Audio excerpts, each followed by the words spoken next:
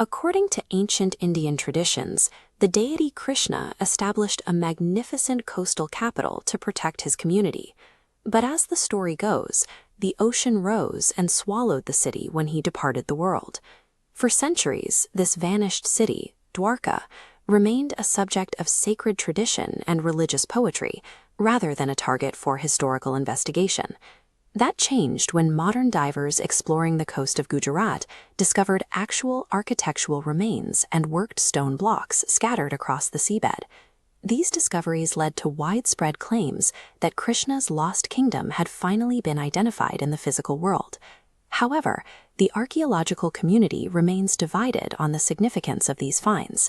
Submerged stones rarely provide a simple answer. Instead, they often complicate the established historical timeline. This tension between cultural memory and the rigorous data required by archaeology makes the site a significant challenge for researchers. The difficulty of identification begins with the physical reality of the Arabian Sea. Unlike a controlled site on land, this coastal environment is characterized by constant, chaotic change. On land, archaeologists rely on these neatly organized layers of sediment to determine the age of a settlement. But on the seabed, violent currents and shifting sands constantly strip away context, scrambling centuries of history into a single layer of debris.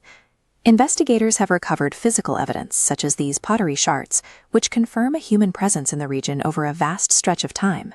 These artifacts suggest that Dwarka served as a bustling maritime hub for generations, with activity peaking during the medieval period, rather than existing within a single mythological era. An object like this stone anchor confirms that ships frequently visited these waters, but it could have belonged to a merchant vessel from the 12th century just as easily as an ancient fleet. Consequently, researchers must distinguish between the overlapping remains of a long-lived harbor and the specific ruins of a single sunken capital. This creates an evidence gap. Submerged walls prove that construction took place, but they do not provide names or dates for their builders. Scientific identification requires 3 criteria. First, finding material in an undisturbed context, unmoved by the sea. Second, dating it to the exact era of the ancient texts. Finally, proving the ruins indicate a major urban center, not an ordinary port. Without this specific chain of evidence, researchers cannot establish a definitive link between the physical seabed and the legendary narrative. The absence of a single identifiable Krishna layer in the sediment reflects how human survival on this coast is tied to an evolving environment. Coastal shorelines are inherently unstable. Rising sea levels, seismic activity, and tsunamis have historically claimed settlements all along the Gujarat coast.